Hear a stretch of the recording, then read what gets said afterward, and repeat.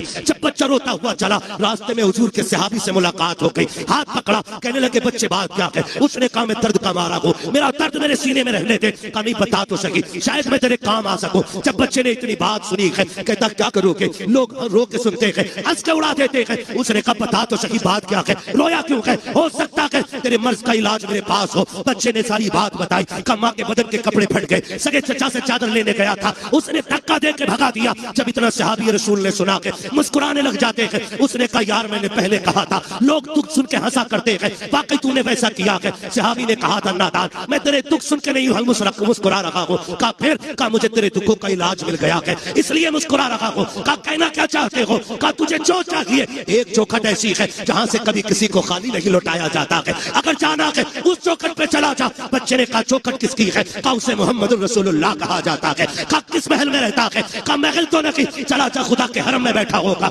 جا کے اس سے مانگ لینا۔ بچہ ماں کا فرما بردار تھا، اس نے کہا ایسے نہیں جاؤں گا، پہلے ماں سے اجازت لوں گا۔ اب بچہ گھر آیا ہے، کبھی رو رہا ہے کبھی مسکرا رہا ہے۔ ماں نے ہاتھ پکڑ کے کہا تھا او بیٹے بات کیا ہے؟ چادر نہیں لایا اور رو کیوں رہا ہے، ہنس کیوں رہا ہے؟ بچے نے کہا تھا ماں جب چچا کا ستم دیکھتا ہوں تو رونا آتا ہے، لیکن ایک سخی کی خبر سنتا ہوں تو مسکرانا آ جاتا ہے۔ کہا بیٹے کہنا کیا چاہتے ہو؟ کہا ایک سخی کا پتہ ملا ہے، سنا کہ وہاں سے کوئی خالی نہیں جاتا ہے، اگر ماں اجازت دے تو اس سے چادر مانگ لاؤ۔ ماں نے کہا بیٹے کیا نام ہے اس کا؟ کہا اسے محمد ابن عبداللہ کہا جاتا ہے۔ ماں نے کہا نہ بیٹے اس کی چوکھٹ پہ نہ جانا، سنا کہ جو اس سے بات کر لیتا ہے اسی کا ہو جاتا ہے، سنا کہ جو اسے دیکھ لیتا ہے اسی کے گیت گانے شروع کر دیتا ہے، اور سنا یہ بھی ہے کہ جو اس کے پاس جاتا ہے وہ اسے کلمہ پڑھا کے چھوڑتا ہے۔ جب بچے نے اتنا سنا کہا تھا امی تیرے سر کی